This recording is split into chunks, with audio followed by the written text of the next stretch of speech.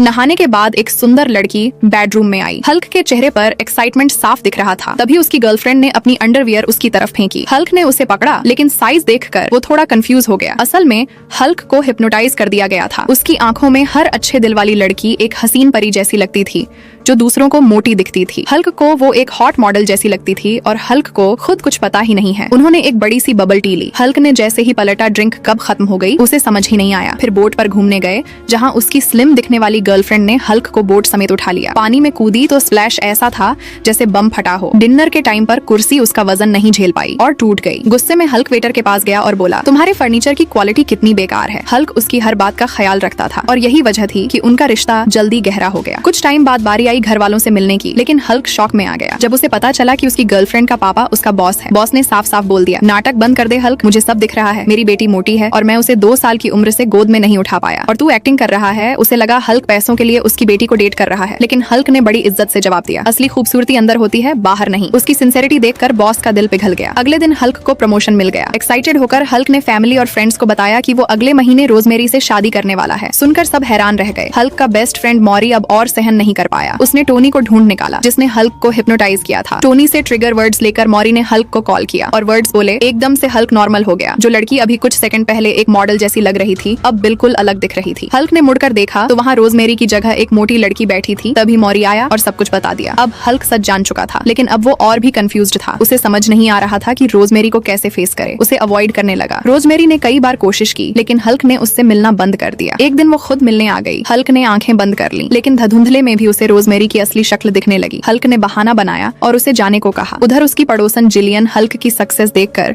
उससे अकेले मिलने चली आई। उसने हल्क का हाथ पकड़ा, तभी रोजमेरी पास से गुजरी और सब देख लिया। कुछ टाइम बाद दोनों फिर मिले, लेकिन हल्क ने प्रिटेंड किया जैसे वो उसे जानता ही नहीं। रोजमेरी का दिल टूट गया। उसने रेस्टोरेंट से निकलते ही हल्क को कॉल किया, उसे खरी खोटी सुनाई और रिश्ता खत्म कर दिया। अगले दिन हल्क को जॉब से निकाल दिया गया, पर किसी को नहीं पता था कि हल्क ने जिलियन को मना कर दिया था। रोजमेरी के साथ बिताया वक्त उसे सच्चा प्यार लगने लगा था, लेकिन रोजमेरी को ये सब नहीं पता चला और वो हल्क की जिंदगी से चली गई। उसने अपना नंबर बदल लिया और हॉस्पिटल की जॉब भी छोड़ दी। फिर एक दिन एक छोटी सी लड़की जिसके चेहरे पर जलने के निशान थे हल्क से मिलने के लिए आई। हल्क ने उसे नहीं पहचाना। लड़की ने कहा, जब आप रोजमेरी के साथ थे तब आप मेरी बहुत मदद करते थे। तभी हल्क को समझ आया कि वो एक चिल्ड्रंस बर्न यूनिट में खड़ा है। वो सारे बच्चे जिन्हें वो पहले फरिश्ते जैसा देखता था अब समझ आया कि असल में वो हिप्नोसिस की वजह से उसे ऐसे दिखते थे। अब हल्क को अपनी गलती का एहसास हुआ। असली प्रॉब्लम कुछ और नहीं, उसकी सोच थी। फिर वो हिम्मत जुटाकर रोजमेरी को ढूंढने गया और उसे अपने प्यार का इजहार